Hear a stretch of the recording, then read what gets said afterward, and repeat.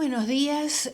Comenzamos Prohibido Olvidar por FM Graffiti 87.9 en Mar del Plata, de 9 a 10 horas, con Pablo Aceto y quien habla, Gloria Álvarez. Muy bien, vamos a saludar a Pablo Aceto. ¿Qué tal, Pablo? ¿Qué se cuenta? Bueno, la verdad, buenos días a todos los amigos y amigas de Graffiti. Realmente uno no puede contar cosas buenas. La verdad No, que realmente no.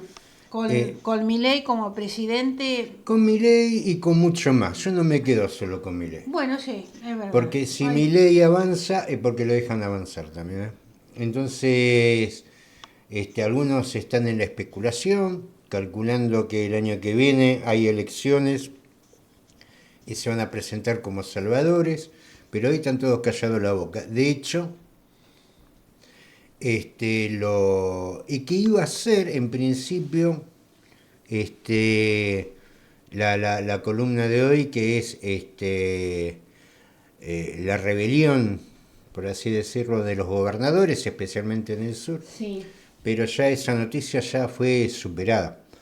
Hoy vamos a encarar por otro lado. Pero la verdad que, y yo lo digo, y lo digo a todo nivel, porque cuando uno habla de dirigencia, no solamente habla de los concejales, los diputados, los intendentes, Ujú. el presidente, habla de todo, la dirigencia sindical, la dirigencia sindical de los empresarios, digo, Como la eh, dirigencia sindical de claro, los los empresarios. sindicatos tienen sus cámaras, Bueno, tienen sus cámaras, es una sí. dirigencia sindical. Sí. En términos exactos, es el sindicato de los comercios, industria. La verdad es lamentable. Lo de los productores. La verdad que la dirigencia argentina, de los dirigentes de los trabajadores, del comercio, de la industria, los productores, a esto le sumamos la de los partidos políticos y la verdad que deja mucho que desear. Bueno, por eso, Pablo, por eso creo yo que venimos de crisis en crisis, cada vez son peores y no las superamos. Y esto también pasa por una delegación, ¿no?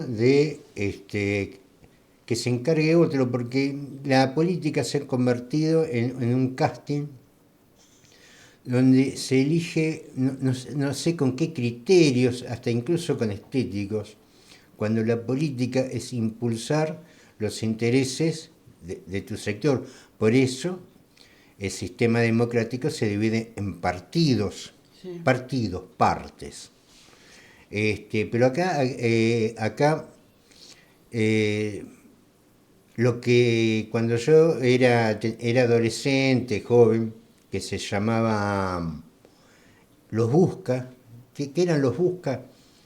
Lo que un día salían a vender pañuelos, otro día salían a hacer plomería, otro Sí. día hacían un poquito de albañilería. Ahora eso no son más busca, son emprendedores, son emprendimientos.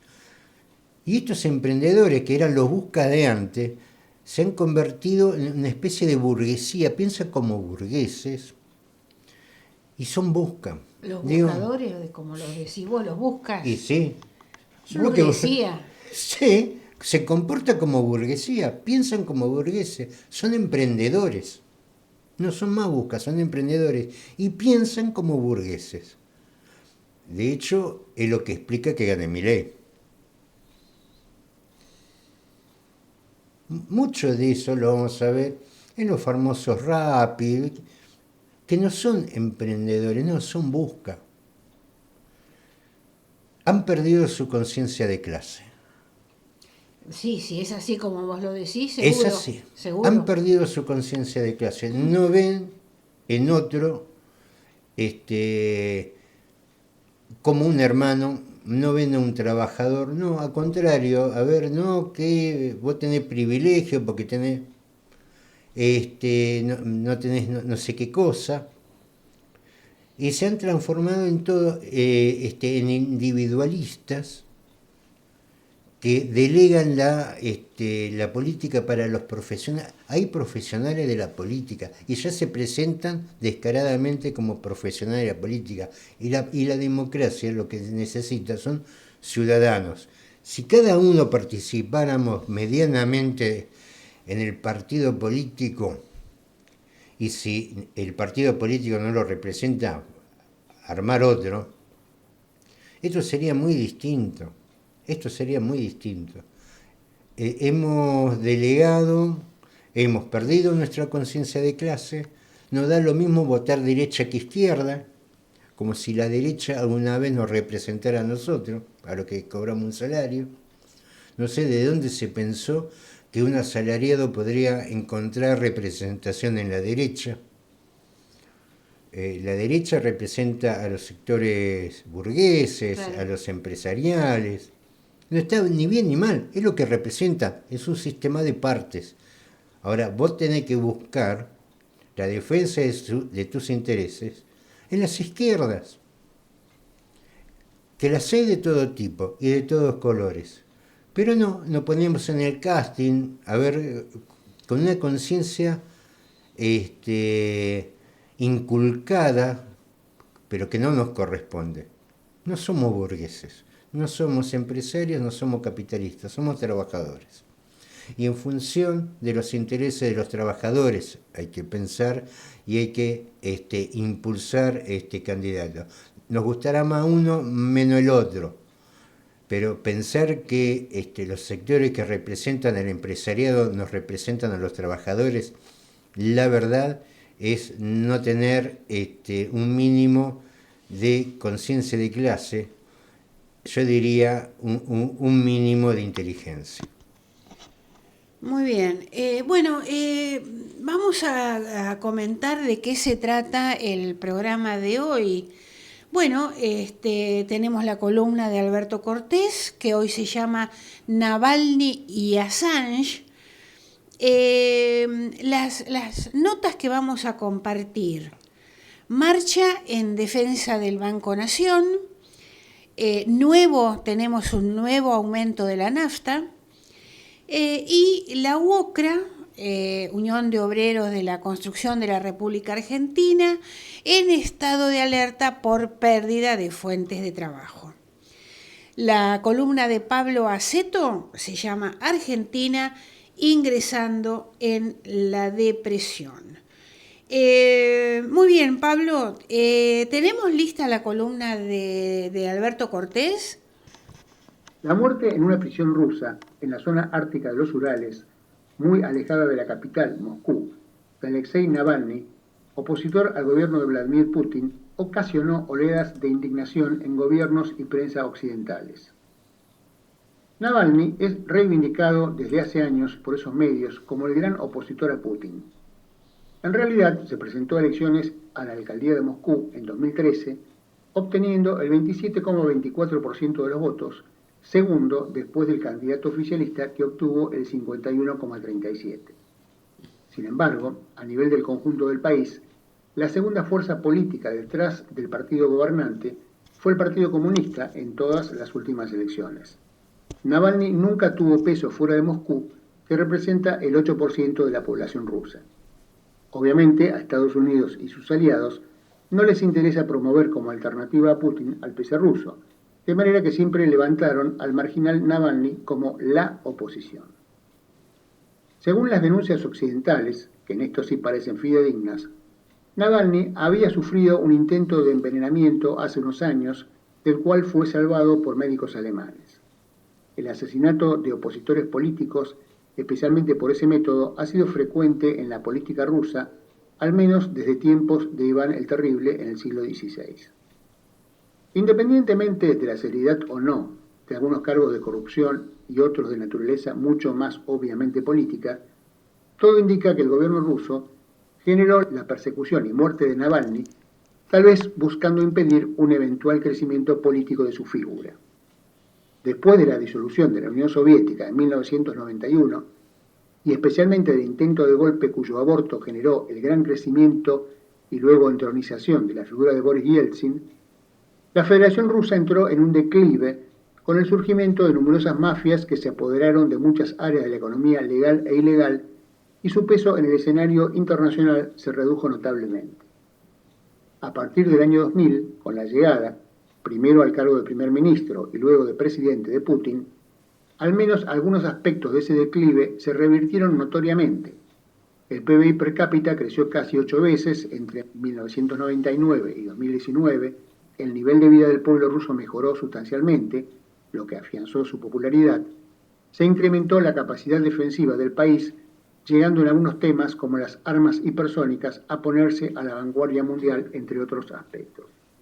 Aunque en un artículo del 19 de enero de 2021, Infobae, en busca de desprestigiar a la vacuna Sputnik, la primera en llegar a Argentina, afirmó que Putin es, entre comillas, líder inobjetable del comunismo mundial. Esto es claramente ridículo. En cambio, el actual liderazgo ruso, que por supuesto es mucho más que una persona, aunque esta sea la más visible, tiene un perfil nacionalista de derecha que buscó y logró afianzar la presencia internacional de Rusia, pero que en lo interno no solo mantiene el retroceso al capitalismo que se produjo en ese país en la década de 1990, sino que además conserva una sólida alianza con la Iglesia Ortodoxa rusa y sostiene, como ejemplo consecuente de esto, una política represiva hacia las minorías sexuales. Tiene además una política que no vacila en violar los derechos humanos cuando lo considera necesario para afianzarse. El problema no es ideológico, sino de poder. Adolfo Hitler nunca pretendió conquistar el mundo, como algunos le adjudican, sino que procuró y logró en buena medida, en alianza con otros países europeos, Italia, Finlandia, Hungría, Rumania, Bulgaria, hacerlo con el continente europeo. Solo incursionó en África para intentar salvarle las papas a Mussolini. Aspiraba a entenderse con fuerzas de derecha de otros continentes, incluidos Estados Unidos. Los Estados Unidos, en cambio, sí lograron conquistar el planeta. Desde 1991, disolución de la Unión Soviética, hasta que Rusia se sintió lo suficientemente fuerte como para obstaculizar el designio norteamericano de derrocar al gobierno sirio en 2015, el país norteamericano había logrado imponer sus proyectos a casi todo el mundo. En 2011, sin que Rusia y China se atrevieran a usar su poder de veto en las Naciones Unidas frente a la todavía omnipotente superpotencia, destruyeron Libia, el país de mayor desarrollo humano de África en ese momento, y lo redujeron hasta hoy a un caos lamentable. Poseen unas 800 bases militares en el mundo, muchísimo más que cualquier otra nación, y navegan como dueños por todos los mares del planeta con flotas poderosas a enormes distancias de su país. Desde las 13 colonias que ocupaban menos del 10% del actual territorio estadounidense, se expandieron con métodos arteros y violentos en la mayoría de los casos, hasta su superficie actual, a expensas de los pueblos originarios, las vidas de sus esclavos, la República Mexicana, el pueblo filipino, el reino de Hawái, etcétera, etcétera. Con la Segunda Guerra Mundial, a resguardo de casi todas las acciones bélicas en su propio territorio, desarrollaron un poder militar y una industria de guerra que se mantiene, y solo tuvieron como oponente serio a la Unión Soviética. Disuelta esta, tuvieron al planeta a su disposición por unos 25 años. Sin embargo, el crecimiento económico de China, que ya los ha superado en términos de paridad de poder adquisitivo, sumado a ese renacimiento de Rusia y la aparición de otras potencias como la India, Irán, Turquía, la actual rebelión africana al neocolonialismo, las disputas fluidas y cambiantes en América Latina entre gobiernos progresistas y reaccionarios, constituyen un desafío al imperio americano que ha entrado ya lentamente en el camino de convertirse en un polo de poder más, pero ahora no más la única superpotencia dominante como hasta hace una década atrás. Este es el verdadero problema de Rusia y de Putin para los voceros del poder norteamericano, sus satélites europeos y la prensa independiente, y no las violaciones a los derechos humanos. Por supuesto, estas deben ser cuestionadas en los ámbitos correspondientes, en todos los países sin excepciones, y se deben buscar a nivel internacional mecanismos que tiendan a revertirlas siempre, pero sin servir a los objetivos encubiertos de los que simulan enarbolar esas banderas simplemente para preservar el mantenimiento de la hegemonía estadounidense en el planeta. Difícilmente se encuentre un país que haya violado más esos derechos y promovido su violación que los Estados Unidos. Desde los padres fundadores, la mayoría de los cuales tenían esclavos y promovían la usurpación de las tierras de los pueblos originarios, hasta la escuela de dictadores que tuvieron por décadas para formar a los torturadores de los regímenes autoritarios de América Latina. Al mismo tiempo, se llevan adelante en Londres audiencias decisivas para el futuro penal de Julian Assange. Este periodista y experto en informática australiano es perseguido por los Estados Unidos por haber revelado al mundo numerosos crímenes de guerra cometidos contra civiles y periodistas por tropas norteamericanas durante sus ilegales invasiones de Afganistán e Irak, el espionaje ilegal de ese país al secretario general de la ONU y otros líderes mundiales, y numerosos otros hechos reñidos con leyes y principios que declaman, perpetrados por agencias de ese país.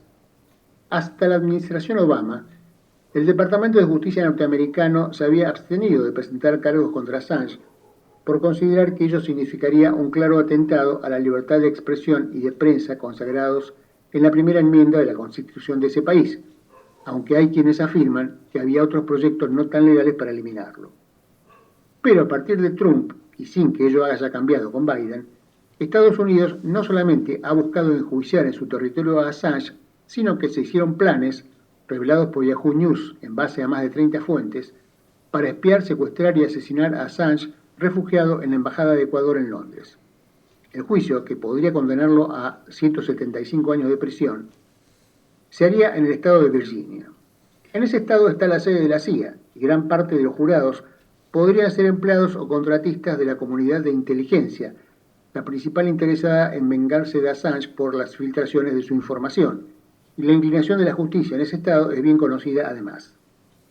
Assange, recluido en la cárcel de Belmarsh desde hace 5 años, conocida como la Guantánamo británica, venía sufriendo desde mucho antes la persecución que lo había obligado a recluirse durante 7 años en una pequeña área dentro de la embajada.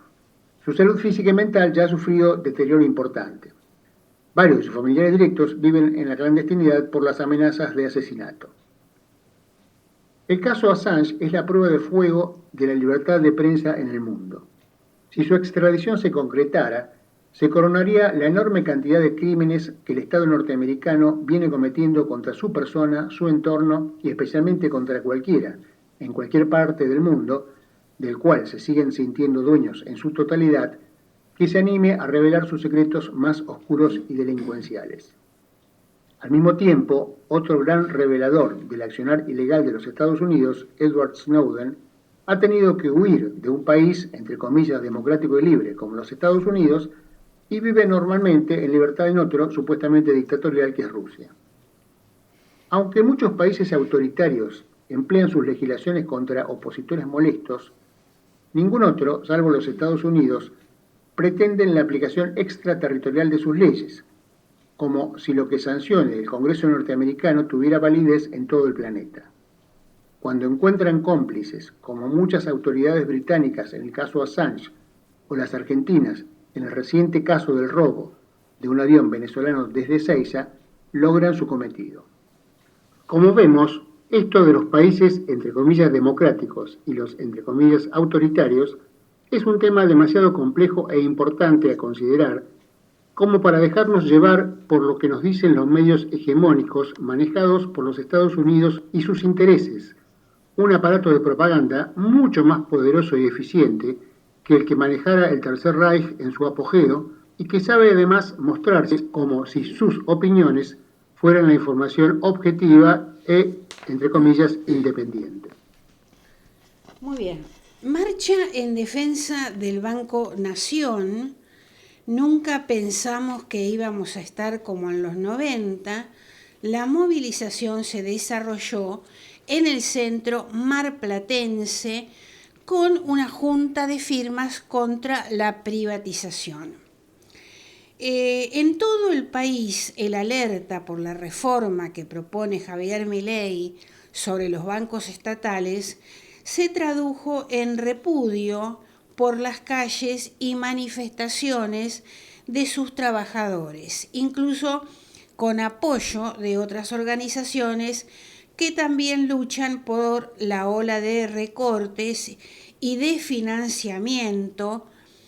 En este caso, Mar del Plata tuvo su reclamo en pleno microcentro. La concentración derivó en la puerta de la sucursal del Banco Nación, ubicada en San Martín y Córdoba.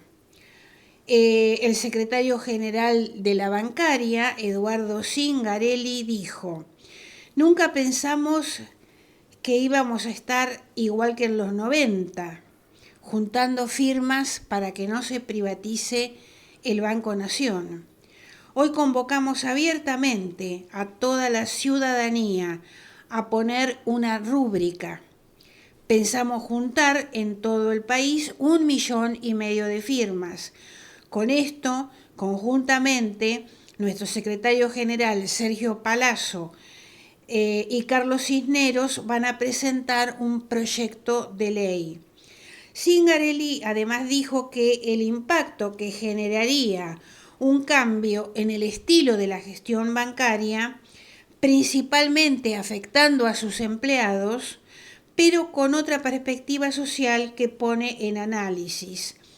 Un sistema mixto público-privado como el que propone Javier Milei afecta directamente a los puestos laborales y también a los lugares a donde llega la banca estatal, que no llega el privado. Este banco cumple un rol social, al igual que el Banco Provincia. Por acá pasan 15 millones de clientes. Tenemos 17.000 compañeros trabajando. El rol social que cumple en toda la Argentina el Banco Nación es muy importante. En Mar del Plata hay 7 sucursales del Banco Nación con más de 400 trabajadores en funciones. El servicio se suma al que se presta en otras localidades de la región como Pirán, Vidal o Balcarce. Nuevo aumento de la nafta. ¿De cuánto será y cómo quedará el litro de súper después de que el gobierno nacional descongelara 2 impuestos a los combustibles? El valor volverá a subir. A partir de marzo de 2024, que comenzará este viernes, el precio de la nafta volverá a aumentar debido a que el gobierno nacional confirmó que elevará la segunda suba parcial de los impuestos al combustible líquido y al dióxido de carbono. De esta manera, la nafta tendrá un incremento del 4,4%, mientras que el gasoil subirá un 2,7%. Por lo tanto, el litro de súper, que en el caso de YPF sale 744 pesos en Capital Federal, subirá a 777 pesos. En el interior del país valía 858 pesos y ahora será a 891 pesos. El gasoil se va a incrementar 21 pesos con 12 y la nafta premium irá de 918 a 958 pesos. Hay que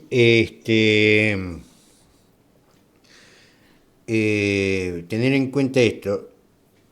No es aumento de combustible precisamente, más allá de que aumente, sino es actualización de impuestos. Es decir, el que no venía a sacar impuestos, el que antes de poner un impuesto se cortaba una mano, sí, nos aumentan los impuestos y nos agregan más impuestos. ¿Por qué es bueno aclarar esto? Porque es parte de todo, todavía no se recompone el precio de acuerdo a los parámetros de este gobierno, el precio de los combustibles. Es decir, lo que vamos a tener el viernes es una actualización de impuestos, sí, que estaban suspendidos por el gobierno de Fernández. Yo pensé que iba a venir Milei y los iba a sacar a todos. Nada de eso. No, por el contrario. Los aumenta hasta por ahí pone alguno más, qué sé yo. Total, ya que estamos. Pero va a haber otro aumento, allá programado, este es más o menos del 5%, en abril y mayo. Sí. Con esto, ¿qué es lo que estamos diciendo? Es A ver, así. ¿cuál es el problema del aumento del combustible? Que se pone más cara la nafta para salir a pasear en auto. Primero, hay muchos que usan el auto para trabajar. Claro. El aumento de las naftas, y por ahí habría que haber hecho una diferenciación. Yo a esta altura ya lo haría. Lo que pasa es que cuando vos haces diferencia da lugar a otras cosas, ¿no? Lo que aumenta también son los costos de logística. Cuando digo, esto más de una vez lo hemos dicho, pero siempre es bueno decirlo. Cuando aumenta la nafta, dispara los demás precios. Claro. ¿Por qué? Porque aumenta todo lo que es logística. A ver, los tractores en el campo andan con gasoil. Del campo se trae el producto en camiones o se traerá en tren. El tren anda a gasoil. La distribución urbana de las mercaderías se hace con gasoil. Claro. Las centrales térmicas, cuando no hay gas, se usa gasoil. Es decir, mucho del aumento de precio, que yo no le llamo inflación, porque yo no considero que es inflación cuando aumentan los costos. La inflación, el costo inflado, habla de que no tiene relación entre el precio de producto y el precio de producción. Acá no hay inflación, acá lo que hay es aumento de costo, porque aumenta el combustible, que es por eso siempre tenemos como eje el tema de la energía. Lo estamos dejando un poco eso, tenemos que volver como fuerza sobre el tema. La energía es la base de todo costo de producción, y eso es lo que afecta. Es decir, cuando decimos que aumenta el viernes, pero que va a aumentar en abril y en mayo, lo que estamos diciendo es que la inflación no para. Claro. ¿Se entiende? Claro. Que se entienda claro. ¿Por qué? O aumento de costos, el aumento de los precios no para. No va a parar, ¿por qué? Porque se va a acomodar al precio de los combustibles, y cuando se termine de acomodar va a venir la otra oleada de precio de combustible. Entonces, claramente, acá no hay una situación de desaceleración de la inflación. Bueno, acá como decía Pablo, para fines del próximo abril se realiza la tercera actualización de este impuesto, y para fines de marzo va a tener lugar la cuarta. Me parece que está mal acá. Abril, marzo, no, está bien. Si bien por ahora no se sabe de cuánto será el aumento. No, porque, a ver, deviene de un montón de cosas. Primero, de actualización de impuestos, y después se habla de que para el año que viene, hay que esperar al año que viene que venga primero, el precio del barril sería $100. Eso sería el año que viene. De hecho, ahora está peleando entre los 81 y 83 dólares el barril. El tema, que esos 83 dólares, si hay devaluación, va a valer más. Claro. Vamos a precisar más peso para comprar lo mismo. Esto es lo que discutimos cuando nos quieren vender a precio de mercado lo que es nuestro. Esto un poco también hablando del caso de Torre, que decía que quería cortar el flujo de petróleo. El gobernador de Chubut. El gobernador de Chubut. La verdad que no lo puede hacer. Lo puede hacer con el apoyo de los sindicatos cortando la ruta. Claro. Pero en la Argentina, Sí. los dueños de la producción son las petroleras. Son ellos los que deciden. Las petroleras sobre extranjeras. extranjera, la mayoría extranjera. La mayoría. Ellos son los dueños de nuestra producción. Está de acuerdo a como lo establece la ley de hidrocarburos, que es también parte del problema, que son las cuestiones de fondo que hay que discutir, y estamos discutiendo los Twitter pavos del presidente, ¿no? Muy bien, vamos a otro tema. La UOCRA declaró el estado de alerta por la pérdida de 150.000 puestos de trabajo. La UOCRA, Unión Obreros de la Construcción de la República Argentina, reveló que en lo que va del gobierno de Javier Milei se perdieron 50.000 puestos de trabajo directos en el sector, producto de las políticas de ajuste y paralización de la obra pública. Por esta razón, se declaró en estado de alerta y asamblea permanente, una medida que deja al gremio a un paso de las medidas de fuerza en varias ramas de la producción.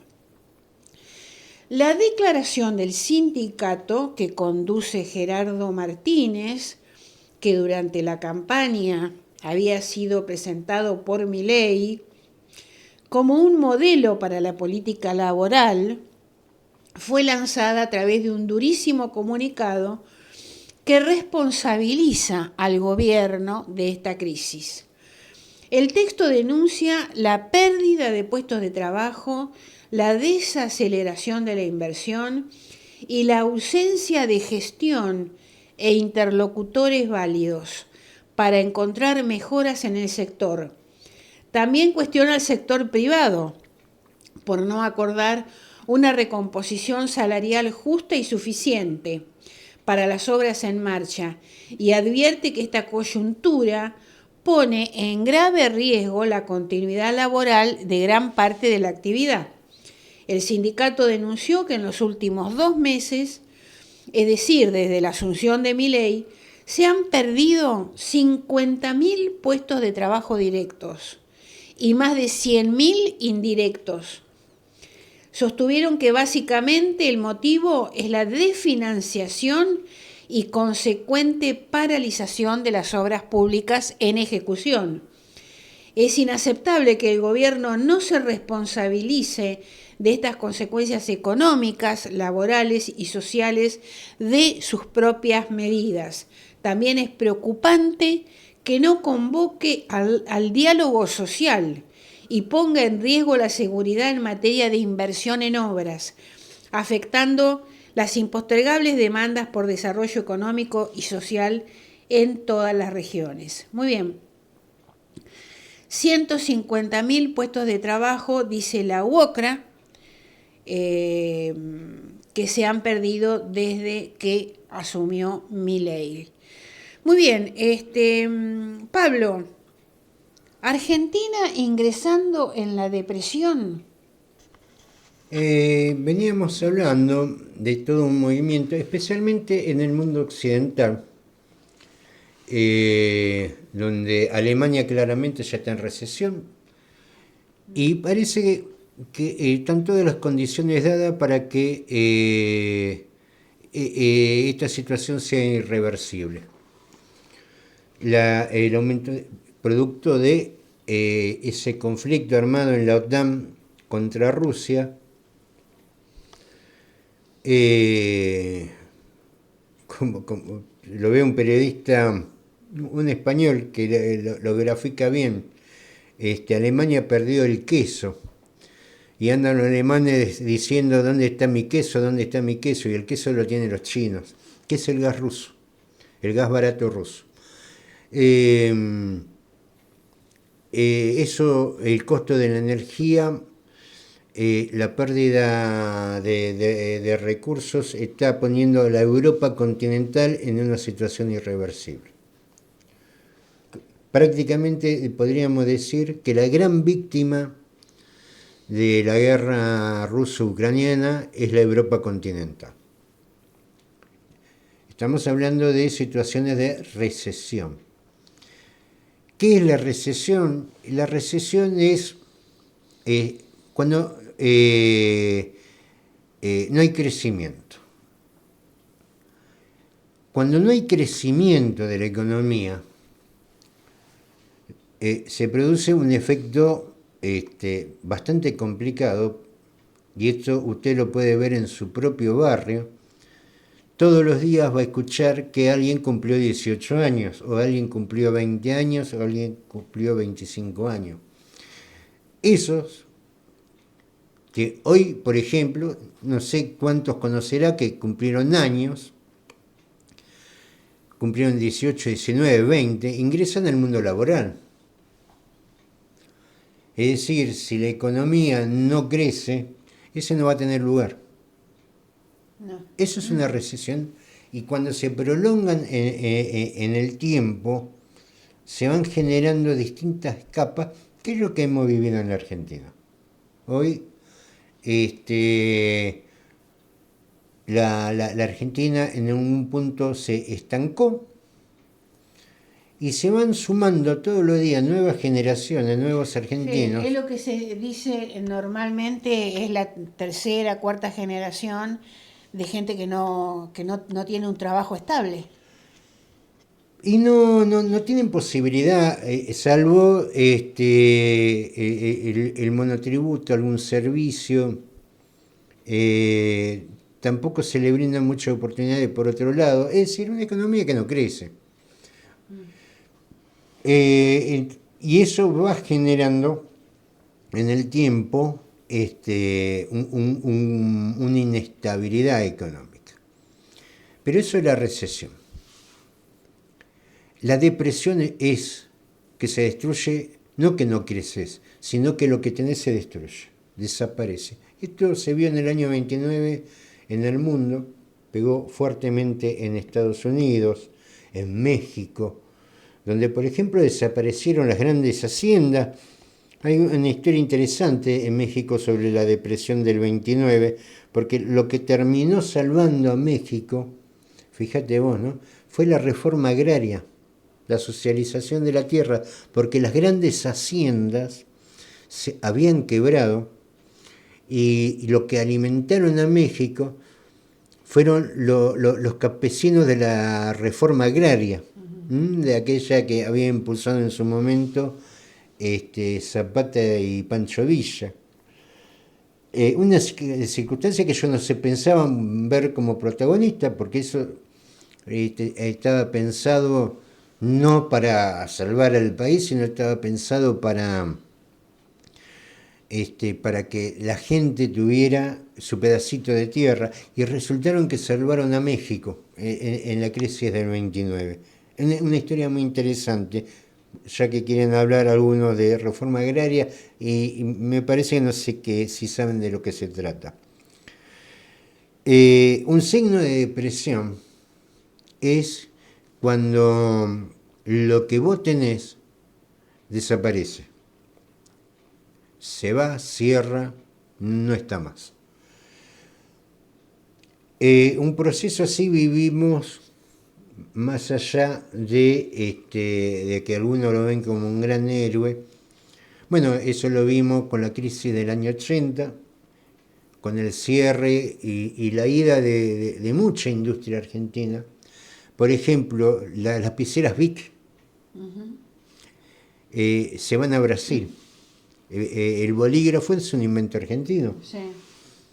Muchas carroceras, industrias se van a Brasil. Nunca más volvieron. Pasó lo mismo con el menemismo. Lo que pasa que como la industria nacional se reemplazó con la importación, muchos no lo sintieron. Lo sintieron los que se quedaron sin empleo nada más. Y después lo sintieron todo cuando se acabaron los dólares, ya no había ni industria nacional y no se podía comprar. No se podía importar. Y ahí se fue la gran obra del general, que incluso tenemos acá el complejo industrial, que lleva su nombre, que es la creación de Altos Hornos Zapla. que era una metalúrgica pesada, es decir, Altos Hornos se fabricaba acero en la Argentina. Incluso se llegó a fabricar bloc de motor. La chapa, por ejemplo, del Rambler fue el auto, si bien el primer auto argentino fue el Kaiser Carabela, el Rambler, que también es de la ICA, fue el primer auto hecho totalmente en la Argentina, desde la chapa hasta el motor. Eso porque teníamos una industria metalúrgica importante. De hecho, hasta esa época, entre los sindicatos más relevantes, estaba el de la UOM. ¿De qué año estamos hablando? Estamos hablando antes de los 90. Con las privatizaciones, porque ese complejo era estatal, se privatiza lo que era lo que se llamaba como Somisa, y lo compra el grupo Techín. De Paolo Roca. De Paolo Roca. ¿Qué es lo que hace Paolo Roca? Desarma toda la cadena de producción y se la lleva a Brasil. El mismo que está al frente de YPF ahora. Sí, sí. Porque es gente de la que está al frente de YPF. Entonces, la Argentina se encontró con que no podía fabricar, por ejemplo, la chapa naval para sus barcos. Ya no estamos hablando de... De hecho, me acuerdo cuando Randazzo, que ahora es opositor al kirchnerismo, y en esa época era un gran kirchnerista, sí, cuando compró los trenes chinos, los trenes en chino, a mí lo que me sorprendió, claro, porque llega un momento en que vos te olvidás, es que había venido un barco lleno de rieles. Digo, ¿cómo rieles? Importamos rieles, claro, ahí me acordé otra vez de la destrucción de nuestra industria metalúrgica. Hoy se da una noticia también vinculada con la industria metalúrgica, el cierre de operaciones, en principio por un mes, de Asindar. Asindar, que en su momento, a ver, que no es la gran siderúrgica como la que teníamos, era la producción está más relacionada con la construcción, con nada que ver con lo que fue la gran industria del acero de Altos Hornos Zapla. Era lo que quedó Asindar, que es una empresa de origen privado. En su momento el ingeniero Acevedo, la familia había llevado esto adelante, pero que es vendida, la venden en el 2007. ¿Qué es lo que produce Asindar? Productos metálicos. Especialmente está vinculado con la construcción. Claro. A ver, los caños de los gasoductos no te lo hacen. Eso lo hacen en Brasil con lo que se llevaron de la Argentina. De acá. Dicho sea de paso. Y ojo, yo no tengo ningún problema con los brasileños, todo lo contrario. La culpa es nuestra, no, fueron ahí. En el 2007, esta empresa, vos fíjate cómo lo que es el destino. Lo compra una multinacional, Mittal, que es el nombre de un ingeniero que crea esta empresa, Grupo ArcelorMittal se llama, que es una empresa hindú. Jimmy Mittal se llama el fundador, un hindú. Dicho sea de paso, vos fijate que ni siquiera podemos pedirle al tipo o a los tipos estos, che, dan una mano, porque son del BRICS. Claro. ¿Cómo? Nosotros, parece una burla del destino. Sí, vamos a repetirlo por enésima vez. No estamos lamentablemente en el BRIC porque, bueno, el presidente Milei así lo decidió. Esta gente nos invitó a estar en el BRICS. Sí, por bueno, supuesto, claro, esta gente... Es que ya estábamos, Pablo, de hecho, en ese momento habían tomado el control con el 65% de las acciones. Creo que el porcentaje mayor. Y en ese momento incluso se había hablado de que a Sindar iba a cambiar el nombre, se iba a llamar, en primer momento se llamó a Sindar Grupo ArcelorMittal, era muy largo, se iba a llamar Mittal, pero como hay arraigo, es una empresa antigua de la Argentina, decidieron por una cuestión de que la gente lo vinculaba más a la actividad que sigue haciendo, siguió llamándose a Sindar. A Sindar tiene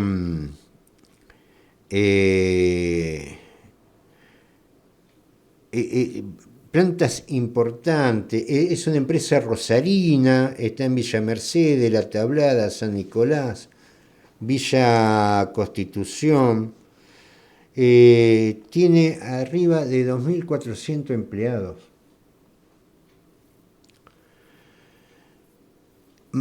Esto sin contar de todo lo que trabaja alrededor de Hacienda, ¿no? Estamos hablando de empleados directos, Claro. casi 2.400 empleados. En el 2018 llegaron a tener la planta más importante, una empresa del año 42, claro, otra época. Donde no solamente estaba la industria metalúrgica. Mirá, vos fíjate una cosa, ¿no?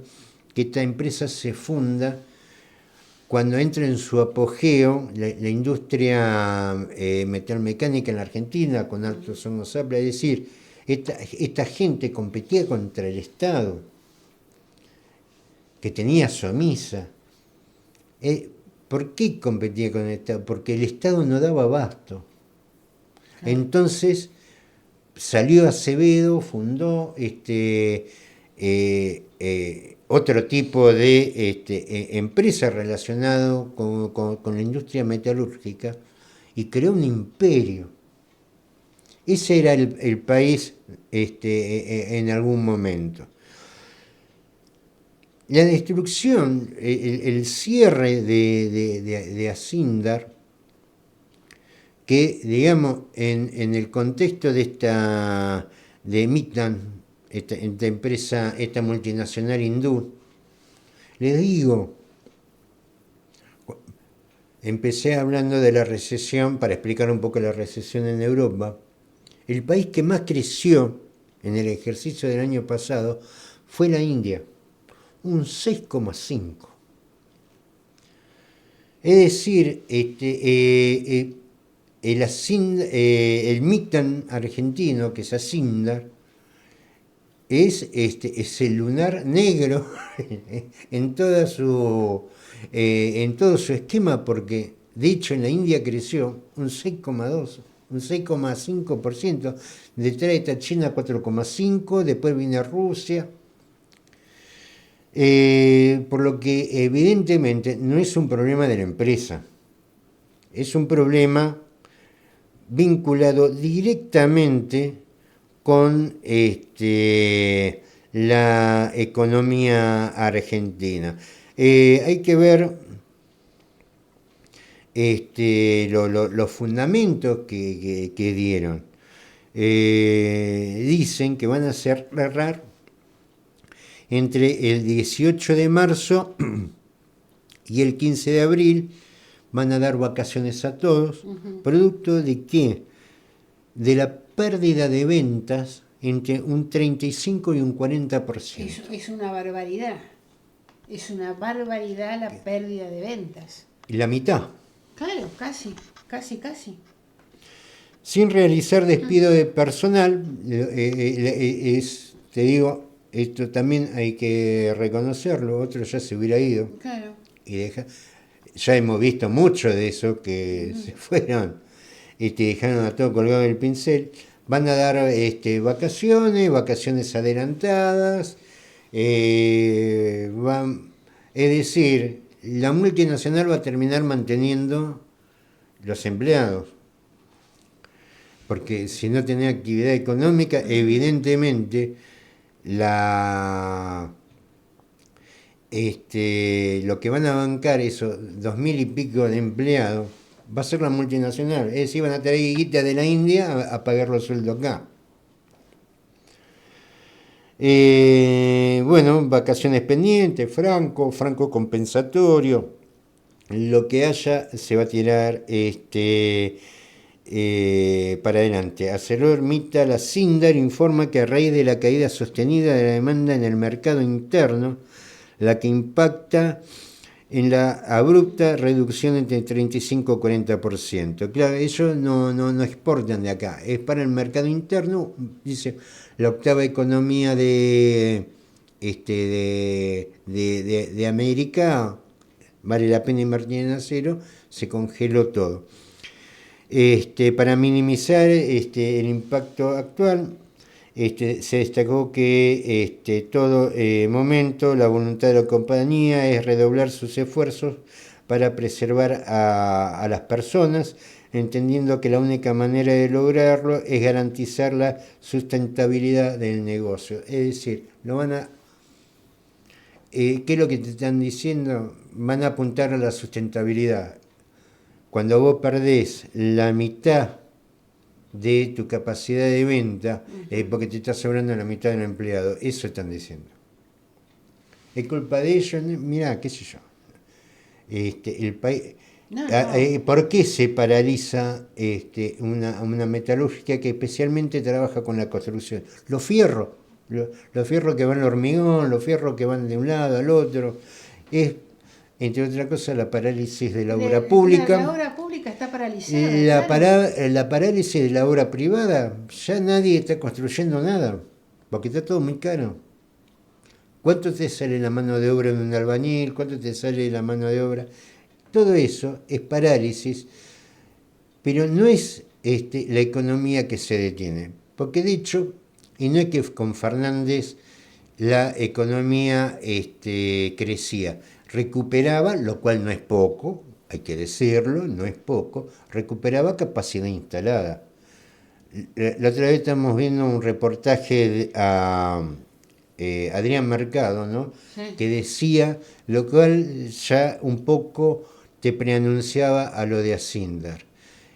Nos están llamando a las tardes, noches, a las empresas para que nosotros hagamos las cotizaciones y están armando remates para poder pagar lo que ya saben van a tener que pagar en indemnizaciones. Están vendiendo las máquinas.